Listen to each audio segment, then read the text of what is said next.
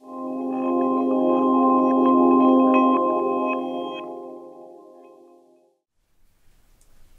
I'm Josephine and I'd like to welcome you back to the Awakening TV channel. Today I'm in Southbourne, Bournemouth with a very old friend and colleague, Egby Edwards. Di is a hypnotherapist. She's also works therapeutically with sound, and she also works shamanically. She's a very interesting person with a lot of knowledge over a long period of time. So nice to be here today. Di, I haven't seen you for a long time. What a wonderful introduction. Thank you so much. That's very good. We've worked out this morning that we go back 25 years. Yes, and I think you were the first person who ever regressed me. I think that's probably it. And yes, it was a start of a journey of regression. So let's talk about regression then. So for the benefit of our audience, what is past life regression and how does it work? And how do you do it? Right. Well, as souls, we journey through many lifetimes, having many experiences and many dramas. You could see it as though each lifetime is an act on the stage, and we go in and wear the relevant costumes, and then when the time is right, we exit at the stage and so on. And that's really how our lifetimes go. They're structured in that way, where you could say we're learning lessons each time we come out onto the stage. And we talk of karma, but karma isn't a punitive thing. It's actually seeing the experiences we have as potential learning lessons for us. And they don't have to be unpleasant ones. Not all of them. So past life regression is about going back into those times. We use an altered state of consciousness that we call hypnosis, and we journey into other lifetimes that may be, and certainly are, usually very important to us for one reason or another. And those lifetimes are kept in another part of our being. They're not in the, I call it the frontal memory, which is where we carry all the information from day to day. It's in really the soul memory that we go to when we're using hypnosis, and we're exploring other lifetimes. And it's amazing what comes up, it really is. Why do we keep coming back, Di, then? That's about learning lessons, you think? We're creatures of habit. That's one of the problems. We get used to coming back, and maybe we even give ourselves reasons for coming back. But really and truly, we are free souls, we are free spirits. And we can choose where we go, what our vibration is, simply by the perceptions that we have.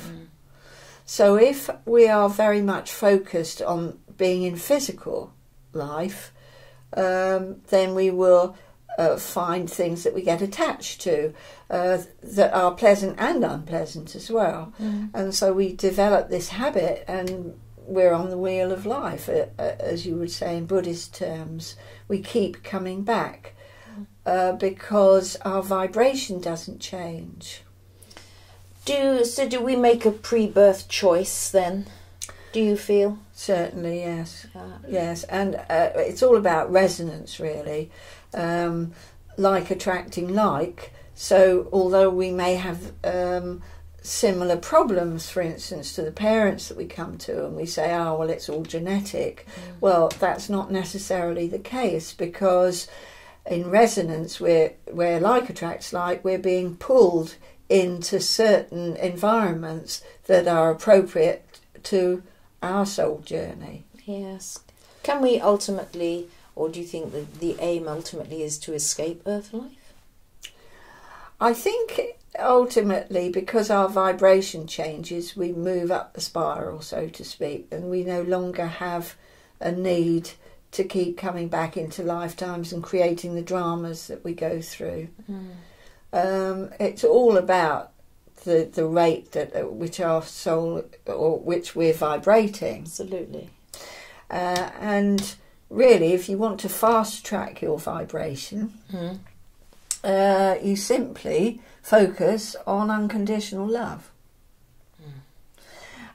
which is considerably easier to do if you live in a monastery at the top of the Himalayas than it is to do in our lives, because our lives are so structured, and we're taught to be very judgmental. So we're continually judging all the time. That's not quite the same as observing. It's okay to observe and then give what you observe as being a choice or a preference.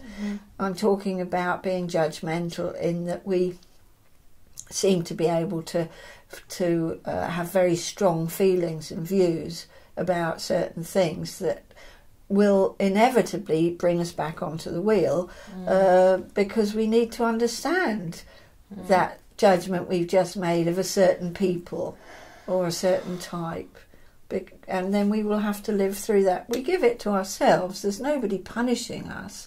It's simply filling a void, a lack in our understanding.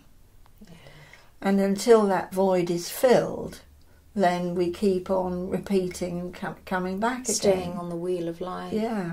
But we're continually giving ourselves the opportunity to move, to change. Yes. I want to go off into the realms of other places now and say, where else do we go? And we're here for regression today, and past life regression. But I would just like to touch on that. You know, what's your understanding of where else we could be? Yes. Or do we have lives where we don't come back for a while and come back again? Can we regress into other worlds, other planets? Certainly we can stay out of physical life for a long time. Yes. And then remember resonance again, choose to come back into a life at a time that is going to be appropriate to our soul development. So people who are very much at home in a kind of warlike society will choose to come back, maybe after hundreds of years of not reincarnating, will choose to come back at a time when the country is at war, if you understand what I mean. And the in-between... And people are going to want to know, where is the in-between? What do we do in that in-between? Well, is that Bardo? Or? Well, yes, it is Bardo. Bardo is the space between lifetimes, technically, but there's no where about it. We always, because the little ego mind, the thinking mind, always wants structure and definition, we think of it as being in another place. But it's not in another place. There is no other place. There just is. And so to talk about going somewhere when we die, we don't actually go anywhere. We are eternal, and in that moment of freedom for the soul, we can either go to what you would term the heavenly realms of pure bliss, which of course is a higher vibration, or choose to stick around at the one you're on and come back into another physical life. But even as being on a higher vibration, you can choose to come back in order to help humanity. In a form of service, yes. As a bodhisattva, as it's known, to complete a mission or to be a teacher. And my perception would be possibly that those living in other worlds are possibly where we get guidance from. That's where we get guidance from those that are the masters. Of a more advanced vibration, a higher vibration. How is it we're able to do this? How is it that you're able to put someone in very light hypnosis, it seems, at times? Yeah. And they can access what's happening. The viewers might like to understand how the brain works a little. Okay. Well, we've got a conscious brain and a subconscious brain. And at one time, I believe that we didn't have two brains. We were like the animals in the sense that we could communicate without language and without speech.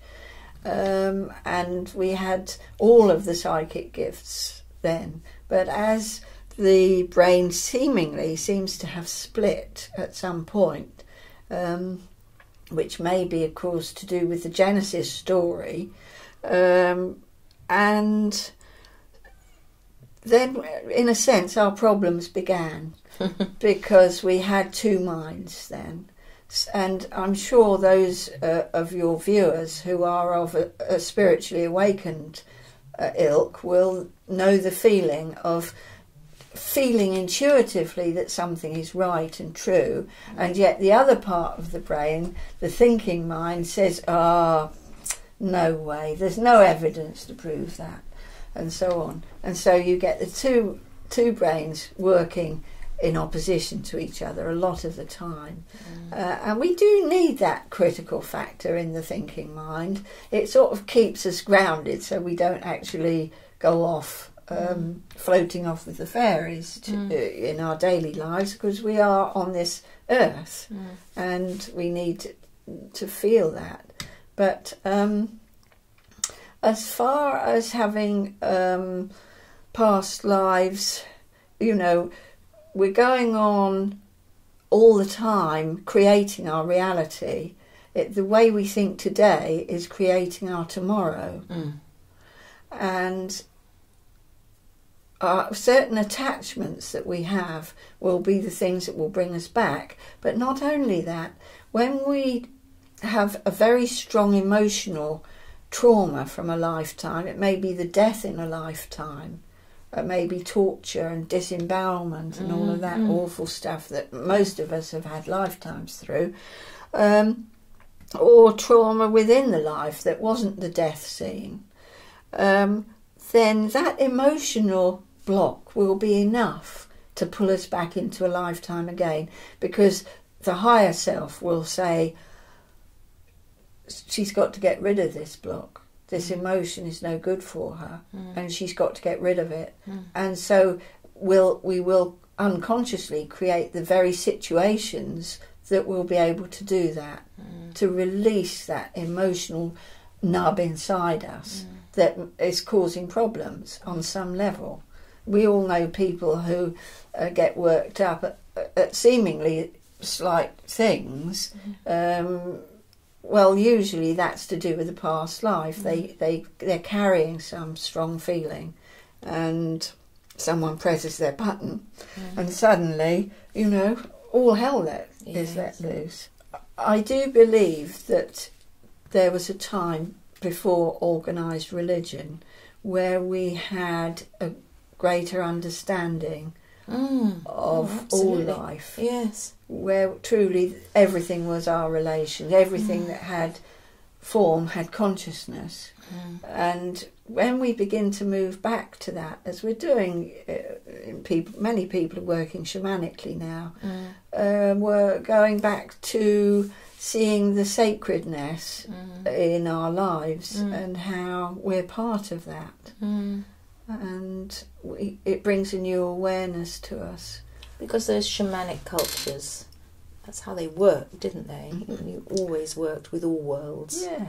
Above it was walking between the worlds, wasn't it? And walking with nature and being in harmony. So there's a great deal to be learned. I mean, a lot of people are really anti this and anti being regressed. There's a lot of fear around it as well.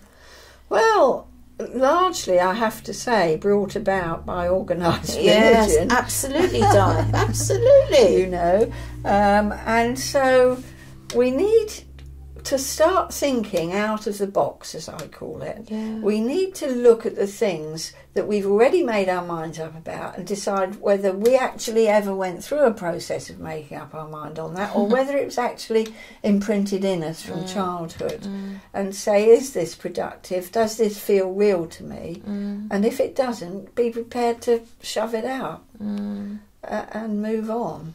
I mean, what would you say for people who are just coming in on the edge of it? And I've always tended to think that someone who has fascinations with areas of history, that could just be a little faint whispering in the depth of the soul, couldn't it? Always a little thing. Or somebody says, oh, I always cry when I watch a war film, or you know, or it always frightens me when I see so and so, or certain types of people, you know. And if there's no real logical explanation for it in this present lifetime, then it is stuff that goes back beyond. Yeah, and I'm always astonished that in our culture, past lives has never really played a part in the mainstream establishment. When you think of it, 2/3 of the people on this planet totally accept reincarnation as a fact. Yeah. And yet here we are trying to psychoanalyse people whilst ignoring the major part of their experiences. Absolutely. And how can we do that? It's like saying to somebody, I will psychoanalyse you from the lunch that you had today, but we won't look at the breakfast. No, absolutely, Di. Rubbish. Absolute rubbish. So Incomplete. And we're trying to pigeonhole people into categories and understand them psychologically, and still we're ignoring it. And there are so many cases that you read about where you know jolly well it's a past life poking through, and yet the media will be trying to explain something that can logically make sense in the present lifetime. Or somebody behaves very mysteriously, they say there's no explanation for it. Well, there is an explanation. Of course there is. For it. I mean, we carry somatic stuff, don't we? Of Even course. deformities. Yes, indeed. The psyche gets imprinted with strong traumas or certain ways of living. So it will imprint each new fetus with that same imprinting. Yes. Do you, using hypnosis, to what degree do you use hypnosis? To what depth do you go? And what about people who are really hard to work with? Well, I use hypnosis really all the time. Because it's part of the old brain, and it's much easier to make amazing changes, help people to move into those changes through that doorway. It's very difficult to make changes with the thinking mind, because the thinking mind wants reasons, it wants all the research, and it wants all the evidence and all of that stuff. And so hypnosis is really just gently pushing that to one side for a little while, so that we can go in to that other door, through that door that is going to take us into those times that we just need to integrate into our conscious thinking way. We introduce that trauma, and the little thinking mind says, what's this? I don't remember this. This hasn't happened. And it says, you're just imagining things, you're making things up, it says. But what is happening is that trauma is coming through, and it's being integrated with the thinking mind into consciousness, so that we can assimilate it and resolve it. Yeah. Have you ever found anyone you really can't get there? I think in the last 30 years I had one person, but I have people come to me who say, well, I'd like hypnosis, but I bet you can't do it, you know, I bet you can't put me under. And of course they're the fastest ones, they're in straight away. Sound is wonderful. It's a wonderful help in that. I mean, I used to do long hypnotic inductions, so 20 minutes of talking with a calm, gentle voice. And then I got into sound, years ago I got into sound. And I found that just using, I use crystal bowls. And just using those for a few moments with a little bit of suggestion, calm and relaxed, and you were almost there, I can tell. Yeah, I'm struggling to stay up here now. You can see it, can't you? You have a gift, Di. So whereas look now, at the picture behind. whereas now, you know, I don't have to do those long inductions, which was really boring people into hypnosis, quite honestly, and boring me into hypnosis as well. Now it's very quick. So in an hour or 2 hour session, we can cover a whole masses, lot of ground. probably lots of lives. Oh gosh! And I think probably need to say for people what it's like. As you see, I'm dozing off here because that's coming through. It's very peaceful. It's very, so it's to explain to people what it's like to go through past life, and particularly when you reach bad traumas or a terrible death. How would you deal with that, Di? People might be thinking, "Oh, I don't want to go through it." Yeah. How do you do it, and how do you make sure they resolve it and clear it? Right. Well, first of all, hypnosis feels wonderful. And you really are in the soul part of your being when you're in hypnosis. And so that's where you journey to find past lives that have had or are having a strong influence on the present lifetime. And when you find a real big trauma, of course the tears come. And of course it's upsetting to a degree, but it's not the same as it would be in the present lifetime. It's as though the soul is taking care all the way through. And yes, you do need to cry those tears, and I encourage that enormously. If I don't get through a box of tissues every other day in my office, I feel I'm not doing my job properly. So I actually encourage people to release those feelings. And really, that is part of the healing. The release. The release. And the soul just breathes a sigh of relief. That, oh, thank goodness for that, because it's been carting those big rocks in a rucksack on your back through how many lifetimes, you know. And now you've opened up the possibility of changing your perception. So you no longer have to hate the perpetrators of any particular country that did dreadful things to you in that time. You've opened up, and now you can change your perception and see that this time is different, or that they are beings just like us, and they're all our relations, however much we would like to pretend that they're not, some of them. And that life is a continuum, I think. Exactly. One of the biggest things is realising immortality. Yeah. That's huge, isn't it? Death is the biggest lie in our society.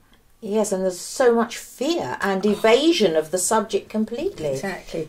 And you know, the interesting thing is, when I take people back into other lifetimes and they die in each lifetime, they go through the death. Yes. And they do leave through the top of the head. Yeah.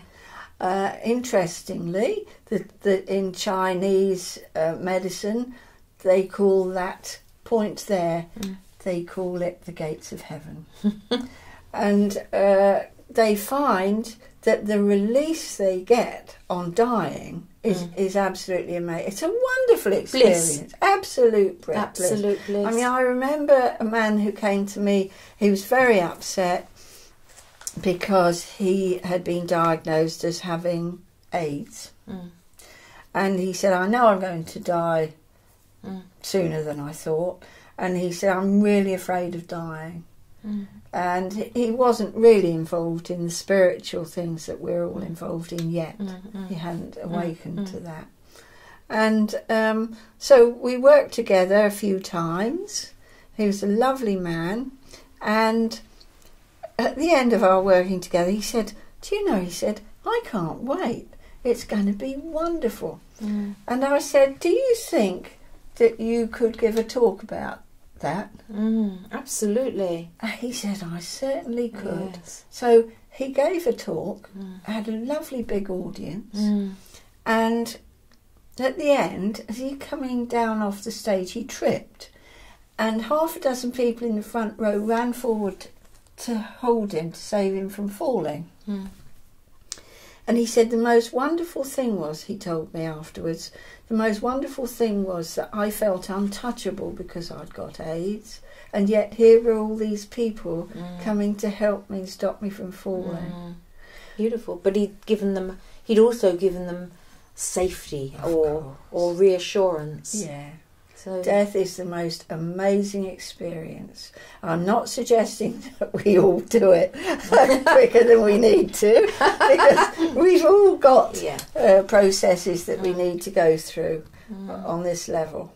And many of us are here on missions now that we agreed to. And so there's work for all of us to do. Can you tell me any anecdotal work? Maybe someone who's come in with really phobic. I can't imagine. I'm trying to think of a phobia of some sort. Yes. Maybe claustrophobia. Something. They're usually quite big phobias, aren't they? Where's it come from in this lifetime? The lady came and she didn't know why. She was phobic about feathers. Feathers, okay. Feathers. Okay. And she hadn't got a clue why, but it was very bad to the degree that she wouldn't go out and walk in case a bird dropped a feather on her. Okay, that's big. And under hypnosis, she goes to a time where she's actually... you would never believe the sadistic ways that have been used to persecute people in the past. Some of them we're not even aware of. But in this particular instance, they'd put a big, huge stone on her body. She was a woman. And she'd been doing healing. So therefore, she was satanic and she was a witch, they said. And the punishment was lying flat on the ground and having this huge rock put on top of her and dying slowly. And she could feel the pressure of that rock while she's remembering it. But this is how I mean it's different. The trauma is different when we remember it than if we're going through it now. It's as though the soul is saying, it's okay, I'm taking care of you. Okay. And she remembered the death under that huge rock. By this great weight on her. But the thing was, the birds started to come and peck at her eyes. Oh, Christ. Yes. And therefore the feathers... The feathers were the... That's, yeah.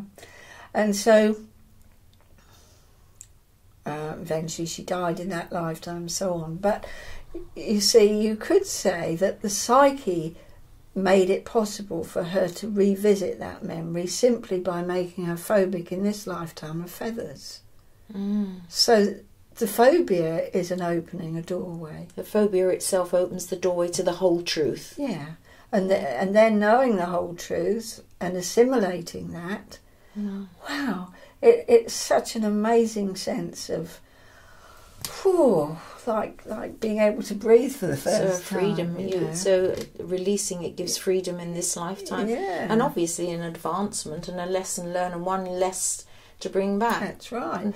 And when she was still in my office, I sort of, I thought, now where in the house have I got a feather? To test her. Yeah.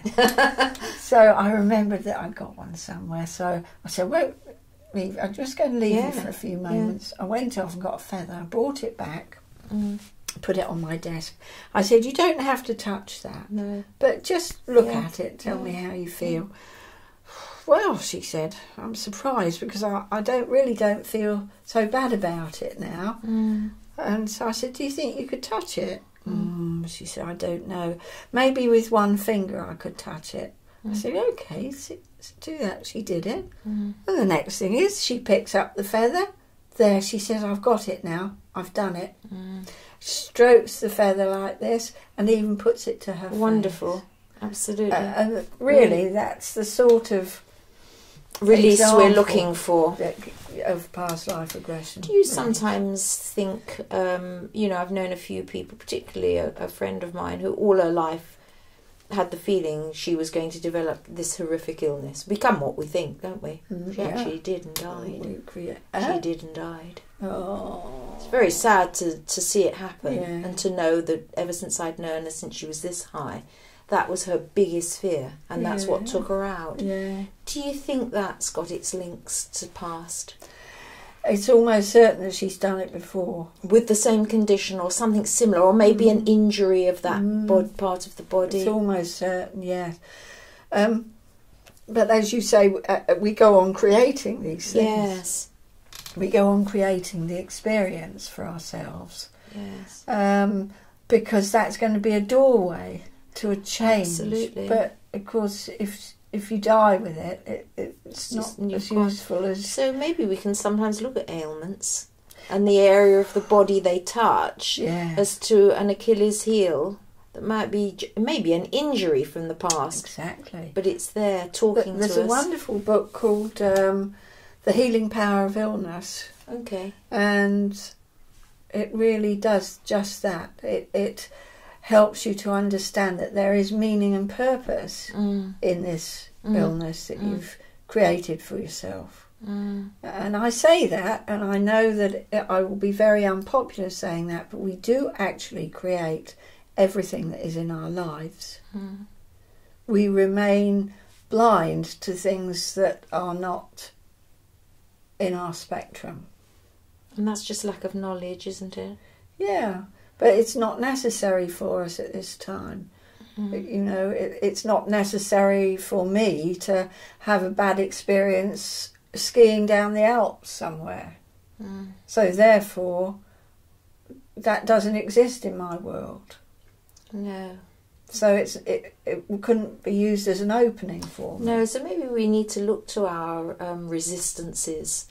Indeed. And our worst case scenarios, and rather than let them build up in our lives as a doorway of, a door we don't want to go into, to take the risk of going back in our present life through and seeing what's caused that and releasing it and giving ourselves freedom. We know now that a big part of pain is actually fear of it. Yes. So when people are afraid because they've got a pain, they're actually making that pain very much more intense. So it's a question of connecting more with spirit, connecting on a daily basis with spirit, so that when we do go into an illness, we've got that steady platform to work from, and we don't move into a state of fear. And the same with death, of course. And that could relate to states of emotionality we carry. You know, we've got propensities to emotionality, haven't we? Fears, darkness, the unknown. Yes, or bitterness and hatred. Yes. Anger. All of those anger, because anger's a big thing. That may not be to do with this time around. No, exactly. So we go to cognitive anger management classes, which can be rubbish, really. Yeah. And it may well seem to work, but you can bet your life if you haven't really resolved it, something else is going to arise. You have a sort of displacement symptom arises that is quite unrelated to it, but the psyche will see another window that maybe it can take you through. To get you through. So when we look at psychology, we've really got to look backwards, haven't we? Oh, yeah. Way beyond this lifetime. Yes. And we don't want any more tongue-in-cheek about past life regression said by some beautiful, glamorous newscaster on television giving some news story about supposed reincarnation, tongue-in-cheek, you know. It's because most of the culture that we've got is set up to keep the system going. Yes. The system being capitalism mostly. Absolutely, Diane. Absolutely. And the whole thing is set up for that purpose. And so we have to start being very suspicious of paradigms that we hold. Paradigms being shared ideas about things. And we have to look at those things and say, does that feel right? Use the heart brain instead of this brain up here, and say, does that feel true to me? Does it feel...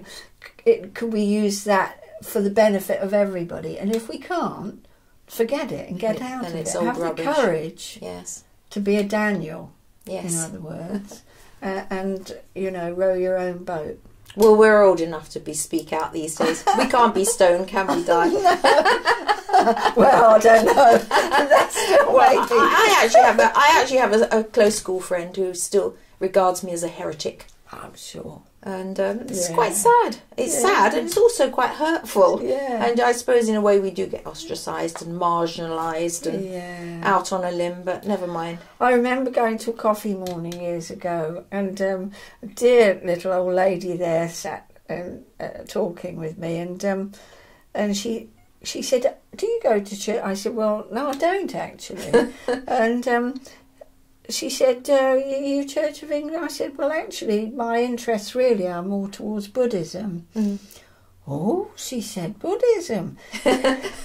She said, our vicar says that they actually are still eating people in Buddhism. Oh, no. So you think, where does all this come from, you know? Mm. They're just doing what they've been told to do, to make people afraid of shamanism, Buddhism, make them afraid of anything other than... that will set them free. Set them free. Set them free. Yeah. And heaven and hell, you know, heaven and hell is a big lie as well. Mm. Heaven is not a place, and hell is not a place. Heaven is the realm of beautiful ideas and feelings. That's when we're in heaven. Mm. And hell is inside us, when we know we've done something wrong that we regret or we feel very guilty about. We're separated. We feel the separation. We've separated ourselves. Mm. Nobody has punished us in that guilt. We have actually separated ourselves with our own feelings of guilt. So we need to get into those to free ourselves up, don't we? Yeah. We need to get into that separation somehow. Yes. You need to look at what's inside you, stop running away from it and say, this is my stuff. You know, I remember talking to a chap when we were starting recycling with the bins, and we were having to sort out paper from everything else. And he said, I can't put my hand into my bin and do that. I said, but it's your rubbish. And it's the same with what's inside us. We need to take responsibility. We're always blaming other people. So when we've got a real angst inside us, we need to look into that. Yeah. Find out its origins. Pare it away. If you've got a bad pain inside you, go into it. You'll find it's not in the same place all the time. Mm. The pain is moving around. What's it doing? Is it static? No, it's throbbing. Mm. In a way, you're getting to know that pain. And emotionalities as well, like that. This constant reoccurring blocks, dislikes. Mm. Look at them. Oh, yeah, prejudices. Prejudices. Oh, yeah, society's full of them. Yeah. Unfortunately, daily it's fed by the media, the newspapers. And, you know, the most dreadful front page I remember was during the Falklands War, and we're firing at a ship that is an Argentinian ship that is going away from the picture, and we're firing from here, and it says "Gotcha." What sort of mentality is that, where we're firing at something that is leaving us, and then claiming some sort of military superiority on the front page of a tabloid? Gotcha. It's not good, is it? It's a bad good. Message. It's bad auto-suggestion. So we need to look at these things. Yes. And really, that is what spirituality is all about. And looking at the frustrations in us and working with the frustrations to find out how they came in the first place, that we can be frustration-free. Yeah. If we can work and we can change things. You know, as you know, I was quite a big shaker and mover in the peace movement. Yes, I remember. And in animal rights. I know, Di. You've been there. I've been there. But I feel now, and have felt for some years, that the way to change things is by the power of energy, by the power of intention. Yes. Most of us are forgetting that. We feel totally smitten and debilitated when we see dreadful films of of children starving or yes. things like that, and feel we could absolutely helpless. We can't do anything about it, but there is something we can do about it. We have tremendous power in our ability to project intention. Because this is why we bring ourselves back in the first place. Yes. So if it's got the power to do that, Yeah. we have the power to use it We for... are more powerful than we've ever imagined. And just by setting the intention for love and light and nurturing to go to that place where it is so needed. I mean, scientists have now proved that we can affect a neutrino on this side of the world. I think it's a neutrino. I'm not very good at science, Okay. but here is a neutrino, and they take a nearby neutrino from it, put it the other side of the world, and do something to this one. And it affects And that one yes. is affected. Maybe we're beginning to remember. Maybe we are. We're beginning to wake up. Oh, I think it's wonderful. Which is what our TV channel's about. Oh, yes, and I'm so delighted to be asked to take part in this, and you know I love talking anyway, Joe. And I believe we live in the most exciting age, probably the most exciting age there's ever been. And we're at the cutting edge. The people who are spiritually awake and aware are at the cutting edge of this amazing change in consciousness that is happening. And it's just so exciting. And we don't see enough of it on mainstream media. Oh, so we no. have to have TV channels on YouTube to let people see the real truth. Exactly. But And remember, to be uplifted. yes, those are bastions. Mainstream media is still the bastion of the System. the capitalist system. So what we need to do is to be very patient, consistently patient and loving. Yes. Because love is the only thing that does the healing, really. And so direct our love to the system, to, dare I say it, the pharmaceutical companies. Yes. Yes. Oh, yes. And our intention is for healing and blessing those people who need it. We all need it. Yeah. Everything is our brother and sister. Absolutely. All our relations. I think that's a nice note to end on.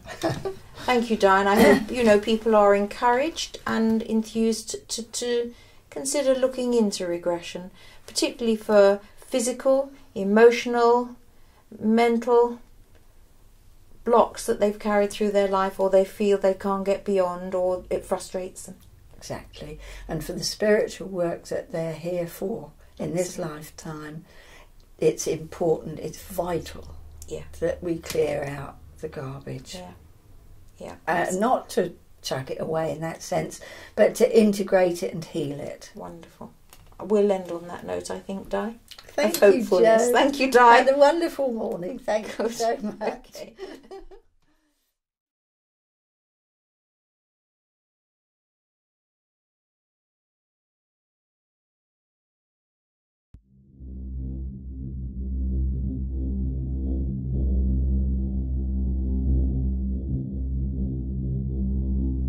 One, two, three.